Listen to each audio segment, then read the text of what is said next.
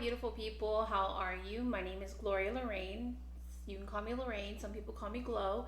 Either way, how are y'all? I know. Where you been at? Actually, I know I kind of went MIA that last week, but I'm here. So, I actually was doing research and there were just a lot of little stories that I had liked, and but they were just too short for me to do a full video. So I kind of did a cluster of them. If y'all like these, we can keep doing them. If not, I'll just stick to one story at a time. But today we're going to be talking about spouses poisoning their spouses. It's actually pretty horrible, being that it is a cluster that on how common it is throughout the states. We are staying in the United States today. We are going to Orange County, California, and these were two doctors, Dr. Jack Chen and Dr. Emily Chen. Dr. Jack Chen was an anesthesiologist and Emily was a dermatologist. I'm going to use their first name because they're both Dr. Chen. Dr. Jack went to the office to a doctor because he was having issues and he was diagnosed with ulcers in his stomach and inflammation of the esophagus. So whenever he went to the doctors, they really didn't have any type of reasoning behind the diagnosis. It was just, I know you can get ulcers from eating too much spicy food.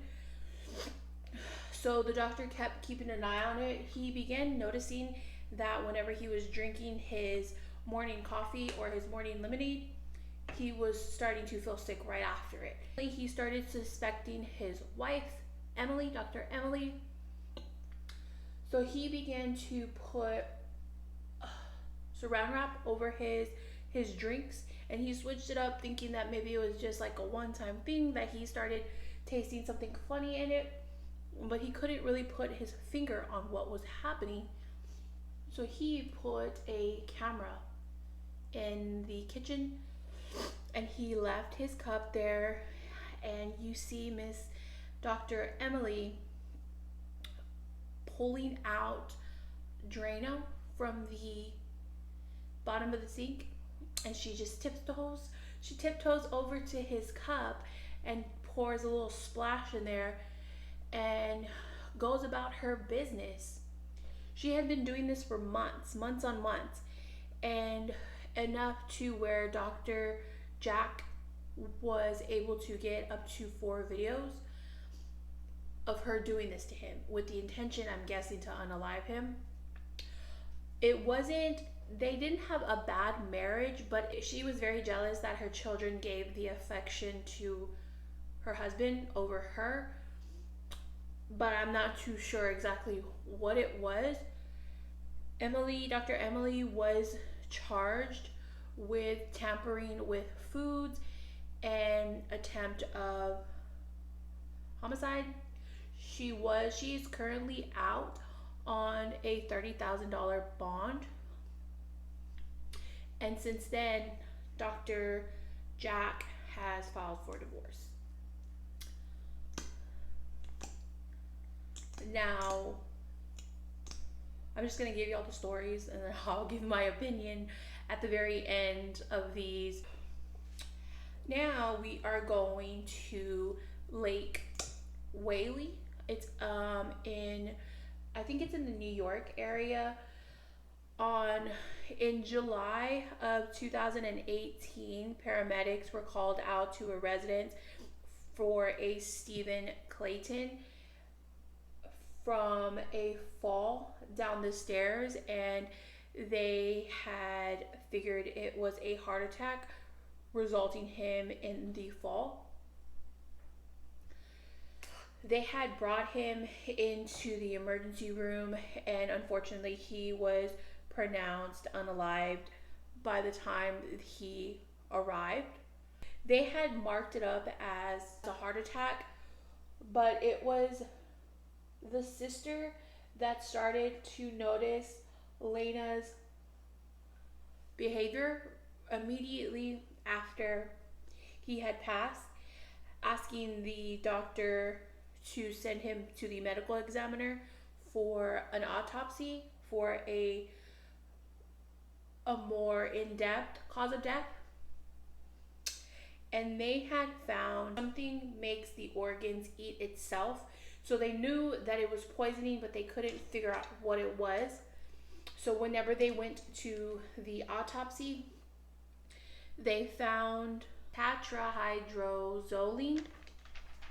It's Visine.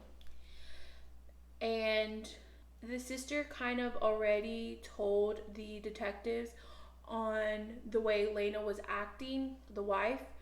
She began to, immediately after she left the hospital, she began to throw away out a lot of the memoirs, the photos, the anything with the memory of Stephen.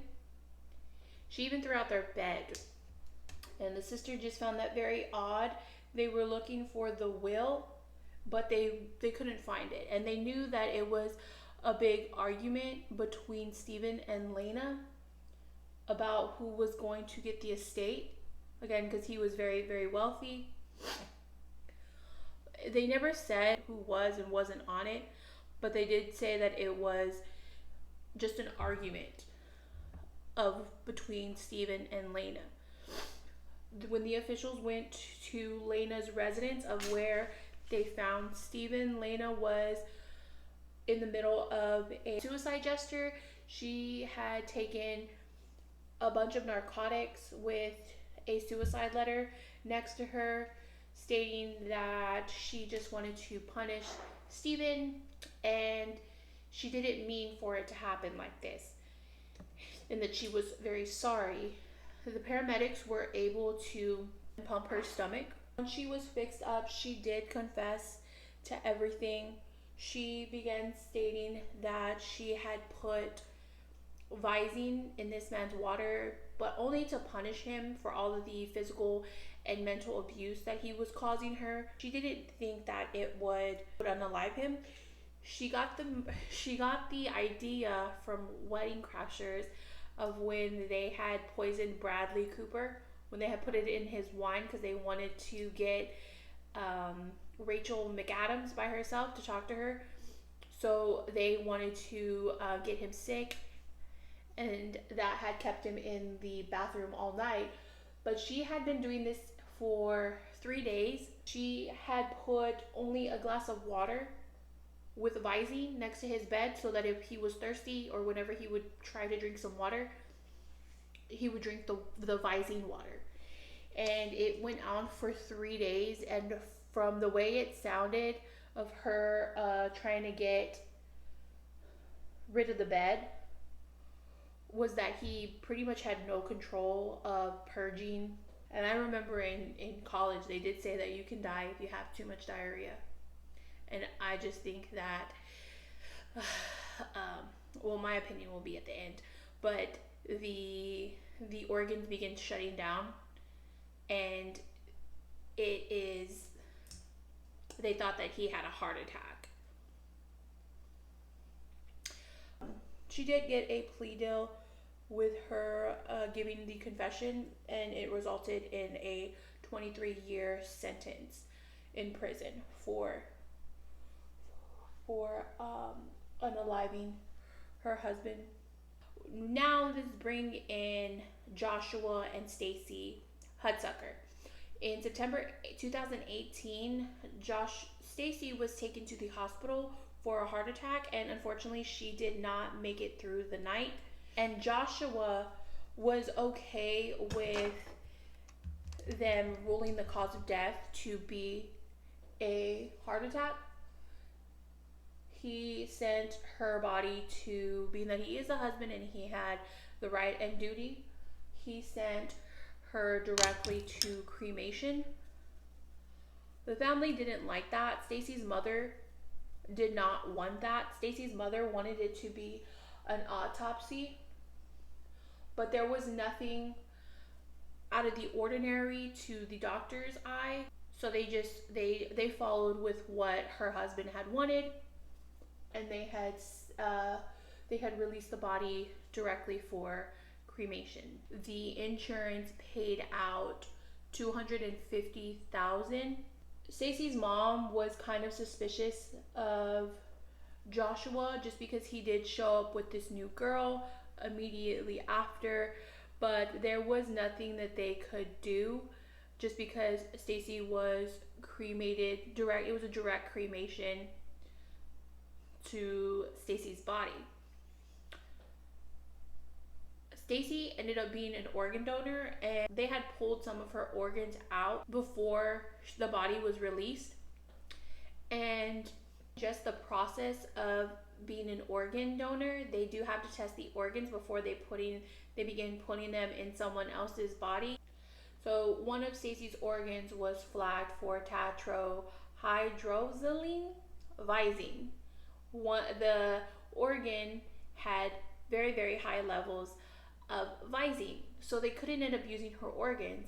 And Stacy's mom was already suspicious of it, and she was working with one of the detectives, but they couldn't really find anything. But being that when they had tested Stacy's organs, linked it back to Joshua, he had pulled out multiple policies on Stacy, and it was said that if it was an accident, they called it stacking insurance policies on Stacy, and they had said that if it was her death was caused by an accident, he would get twice as much. And they began looking into Joshua, and Joshua actually had put Stacy in the hospital just weeks before from a concussion because they were doing yard work. Stacy was doing yard work and Steven was doing work on the roof, and somehow one of the bricks slipped off of the roof and hit Stacy in the head. So about to where she had a concussion, and she ended up staying in the hospital for a few days. It did come out that Joshua was having an affair, and he was just very deeply in his financial debt, and he saw Stacy's death as a way of just reclaiming his life again. Joshua also was sentenced to prison for 23 years. And do you want to know where he got this idea from? He got it from Miss Lena. He lived 30 miles down the road from Lena and Steven, the wealthy entrepreneur that got it from the Wedding Crashers. He got the idea from her because he was noticing how the poisoning was getting passed off as heart attacks. So he thought that he was able to manipulate the system by making it look like Stacy had a heart attack. And for a while he did, but it was being that Stacy was an organ donor, they were able to catch it. So what do y'all think so far on these spouses trying to unalive their spouse? What do y'all think about it? Because I'm starting to remember when I had told y'all that 90% of the homicides are by someone you know, someone in your circle, and of course the main suspect is always going to be the spouse, the direct spouse. They always got to find a motive to it, and it's always usually money, sadly enough. But I want to know what y'all think. I guess y'all really need to start watching out who y'all marry. So now we are going to Oregon with Mary and William Yoder. Mary and William, we'll call him Bill.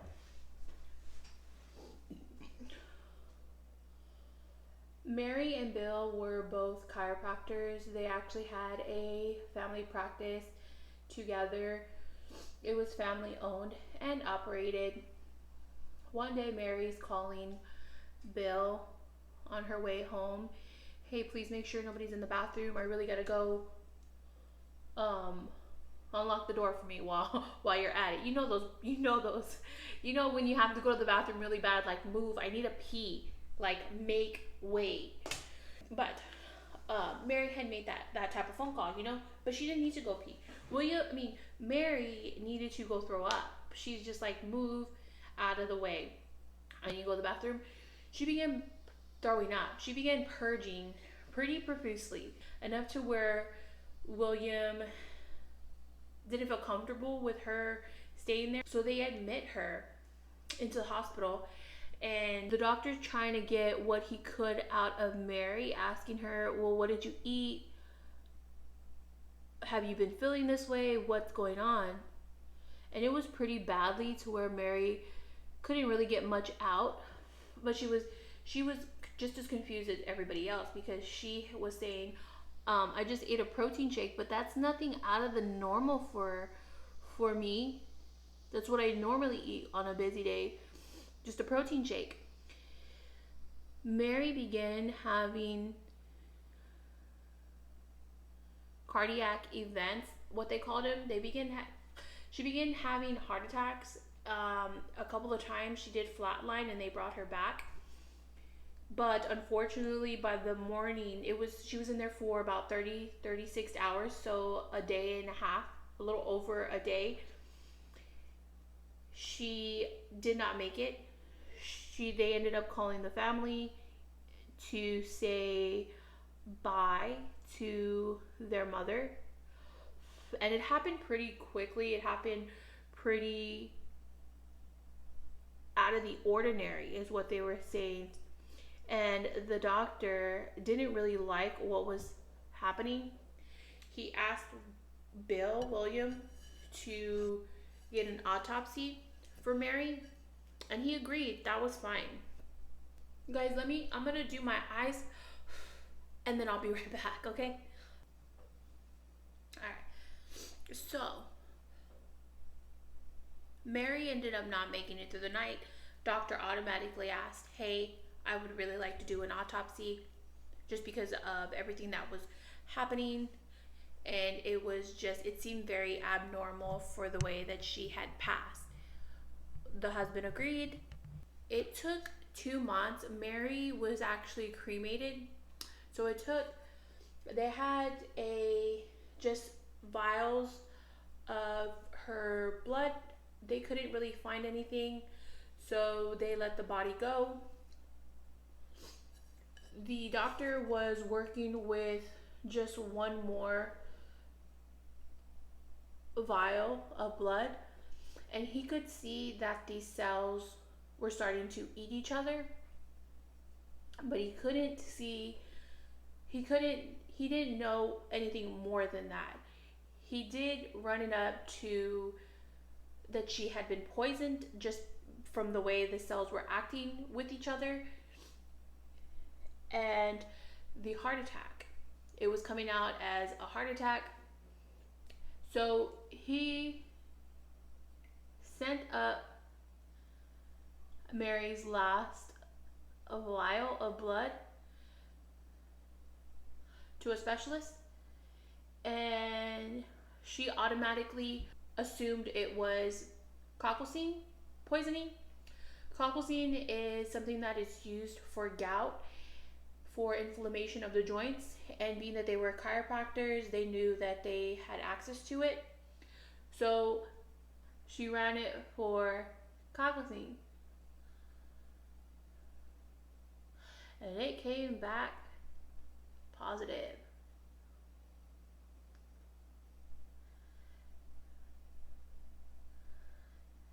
It was 2 months after Mary had passed away.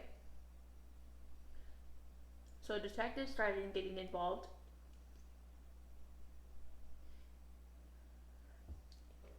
When the word got back to the family of that the death was determined as poisoning from an overdose. Essentially, it was an overdose of a medication.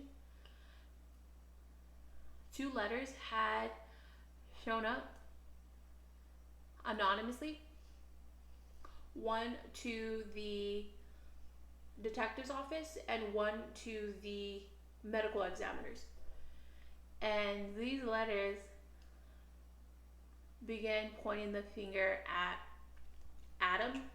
Adam was the son of William and Mary, stating that he had a bottle of colchicine in his vehicle and that he was needing to dispose of it, to look for it before he had the chance to dispose of it. That he had been trying to find ways to get rid of it. So the detective automatically calls Adam into the police station. Adam shows up in his vehicle and they automatically say, hey, we need to go check out your vehicle. And Adam was kind of nervous because they did let him know about what was going on, about the letters that had happened. So Adam was pretty nervous about it, but he let him in their vehicle. And they went directly to where they said the medication was. Under his seat, it wrapped in a cardboard. Along with that cardboard was a receipt. Adam was shooketh. So they began to arrest Adam. They began to put him in handcuffs, and he's kind of freaking out, and he's asking them to let them see what he had pulled.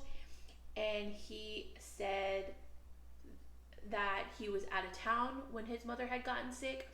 And he's like, that isn't even my email address. That's not, I don't use that email address. So they still took Adam in with the condition of asking them to pull his Easy Pass for the tolls that he had taken, because he said he was out of town. And his alibi was pretty solid. So they had begun thinking that somebody was setting Adam up, just because the letters were too pointing the finger type of thing, and they were sent anonymously. So they're asking Adam, who would hurt your mom? Who do you think would hurt your mother? And Adam was kind of, I don't know, nobody. My mom was pretty well liked. She didn't have any enemies. And they said, hey, do you think your dad would be the one trying to set you up? And he said, absolutely not. No, I don't think my dad is devastated over this. And although they didn't believe him, they knew that he wasn't the one to have poisoned Mary. So they began looking at the office manager. Her name was Caitlin Connolly, to get some more information on William, on how the dynamic was, and if the parents were able to hide, their drama from their son. So they pull in Caitlin, and they're asking Caitlin. Caitlin actually ended up being Adam's girlfriend. So they saw her as more than just an employee. They figured maybe she could give a lot more insight into the family dynamic. When they pulled Caitlin in, they began questioning her about William, and she was saying the same thing. She's like, I don't think William is capable of doing this. Like, he loves Mary, and he's pretty devastated over this. And they asked, who can you think of to say would hurt Mary? Caitlin starts saying that Adam had been acting very weird lately, and the detective begins noticing that she was using the same verbiage in the letter that was sent, and he had asked her straightforward, are you the one that wrote those letters? And she didn't say anything. She stayed quiet. And so he asked her again, were you the one that wrote the letters? And she eventually kind of just like nodded her head, yeah. It's just Adam's been acting pretty weird, and I had seen that he was trying to get rid of the medication. So very quickly, Caitlin began as a witness, and now she was the main suspect in the one to have poisoned Mary. So they take Caitlin in. They begin trying to get her DNA, and her DNA was on the cardboard from what they found in Adam's vehicle. They ended up confiscating her electronics, and the email address was linked up to her phone, but she said that she was just trying to get into it because she wanted to see what Adam was doing. So she was trying to get into the email address, so that's why it was on her phone. They actually called the supplier for the one that had sent out the cockle scene, and they did say that they had spoke with a woman, not a gentleman, and it was a woman, a younger woman, just because her voice had sounded very soft. So they felt that they had enough to convict Caitlin for the murder of Mary, but it didn't stand in trial for whatever reason. They did it as a mistrial just because they said that she was the girlfriend, so her DNA would have been in the Jeep, and that the phone, she could have been telling the truth, that the phone, she was just trying to figure out of what he was doing, of why the email address was in her phone and on the computer of where she worked. So they ended up pulling it as a mistrial, and it took them 2 years to get them back on trial for it. And it gave the prosecutor a little bit more time to look actually into Caitlin. And they started pulling apart all of Caitlin's devices. They had originally pulled Adam's. With their luck, Adam's laptop was Caitlin's backup for the second step authenticator, and they were able to pull it apart of what the letter said. Originally, they had found all of the photos that were deleted. They had notes on Mary's height and weight, converting on how much of the cockle scene needed to unalive her. There were a few options of how she was going to distribute it. One of them was the protein shake, which is actually how she got it in with Mary. She had made the protein shake for her that day. They were able to pull it apart of what her password was for that specific email, and the password was Adam is gay.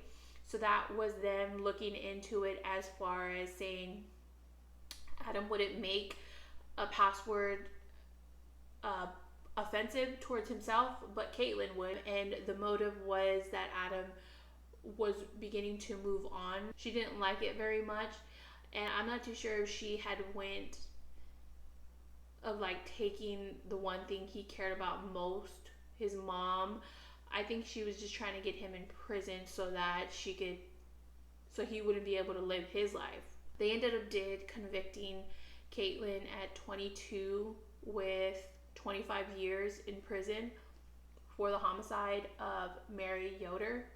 And in all of it, she just destroyed a family. I mean, she was just, her greed of wanting to be with somebody that didn't want to be with her, unfortunately. So she attacked the mother, and that one wasn't the husband this time or the wife. It was the girlfriend of the son, because he was beginning to move on. So she had unalived his mom. So what do y'all think? I was just kind of, there was another one too that began stating that the husband, they were going through a divorce. I didn't even get their names. They were pretty anonymous. The wife was testifying and she didn't want to be shown, but this man was starting to put sleeping pills in the coffee. He would crush up the coffee. And what stood out to me on that one was because this man was on probation for a year, and he had to have a certain amount of hours in county jail, but he only had to serve on the weekends. So he was out Monday through Friday, but Saturday and Sunday he would have to admit himself to the county jail for maybe like a certain amount of hours. I think it was like 500 hours.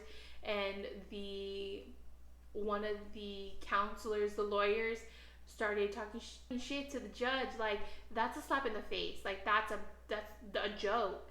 He could have killed somebody. And the judge kind of got mad at the attorney, like saying that no one is allowed to speak after I make my judgment, after I make my sentencing. But that people act out of their character all the time when they're going through a divorce. And that's what he got. Jail time on the weekend and probation for a year. I just think it's crazy, just because it's just, I don't know what drives people to think, oh, money, right? That's what drives a lot of people to trying to unalive their spouse, or just pure hatred. I don't understand that, but that's it, folks. Those are my stories. I don't know what to think. It is just a lot of handful, Drano, Visine. Please don't try to put Visine in someone's drink. I know they were trying to do that when I was a younger kid in junior high, when the movie had just came out. I was in junior high, and a lot of the people were trying to do that as a joke to see somebody get sick, and I just think that was such an ugly person. But I am sorry for being gone. I'm kind of rambling here. I am sorry for being gone. I will be more consistent, I promise. I am picked up another side job. But I appreciate you sticking with me, and I'll be here next time. Okay, guys? This is the look. I kind of wanted to do something subtle because I'm going to work tonight, but it's kind of not subtle. It's kind of what's pink, but I wanted it to be lighter. What do y'all think? And if y'all got something in y'all's drink, be careful out there, man. Be careful. Always be cautious of who had your drink. My freaking light went off. I'm like, okay. Bye, guys.